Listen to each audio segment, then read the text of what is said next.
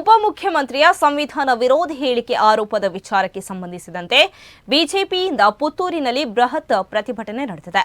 Puttur BJP ಘಟಕದ ನೇತೃತ್ವದಲ್ಲಿ ಪ್ರತಿಭಟನೆ ನಡೆದಿದ್ದು, ಡಿಕೆ ಶಿವಕುಮಾರ್ ಪ್ರತಿಕೃತಿ ದಹಿಸಿ ಬಿಜೆಪಿ ಕಾರ್ಯಕರ್ತರು ಆಕ್ರೋಶ ವ್ಯಕ್ತಪಡಿಸಿದ್ದಾರೆ.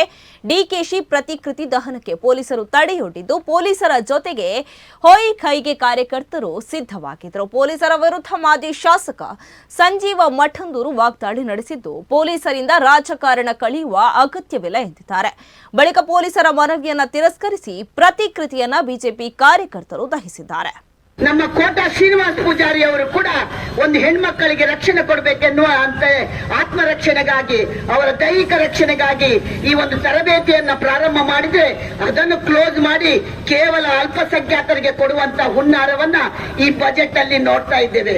ಇವತ್ತು ನಾವು ಕೇಳಬೇಕಾಗಿದೆ ಬಂಧುಗಳೇ, ಇವತ್ತು ಇಲ್ಲಿ ನೈನಾ ಹಿರೇಮಠ್ ಲವ್ ಜಿಯಾದಿನಲ್ಲಿ ನೈನಾ ಹಿರೇಮಠ್ ಸತ್ತಿರ್ಬೋದು, ಯಾವುದೇ ಸಬೀನಾ ಸತ್ತಿಲ್ಲ ರೀ.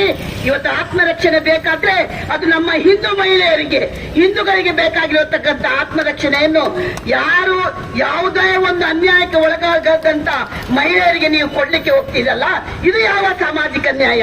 ಅವರಿಗೆ ಕೊಡುವುದಕ್ಕೆ ನಾವು ಟೀಕೆ ಮಾಡ್ತಾ ಇಲ್ಲ, ಅವರಿಗೆ ಕೊಡ್ತಾ ಜೊತೆಗೆ ಎಲ್ಲರಿಗೆ ಕೊಡುವಂತ ಸಾಮಾಜಿಕ ನ್ಯಾಯವನ್ನ ಮುಖ್ಯಮಂತ್ರಿಗಳು ತೋರಿಸಿಕೊಡ್ಬೇಕಾಗಿದೆ ಬಂಧುಗಳೇ. ಅದಕ್ಕೆ ಇಷ್ಟ ಹೇಳ್ತಾ, ಇನ್ನು ಏನು ಬಹಳಷ್ಟು ಕಾಂಗ್ರೆಸ್ ನಾಯಕರು ಹೇಳ್ತಾರೆ, ಏನು ಬಿಜೆಪಿ ಅವರಿಗೆ ನಾವೇನು ಹಿಂದುತ್ವವನ್ನು ಗುತ್ತಿಗೆ ಕೊಟ್ಟಿದ್ದೇವಾ ಅಂತ. ನಾವು ಕೂಡ ಹಿಂದೂಗಳ ಉಲ್ಲೇಖವನ್ನು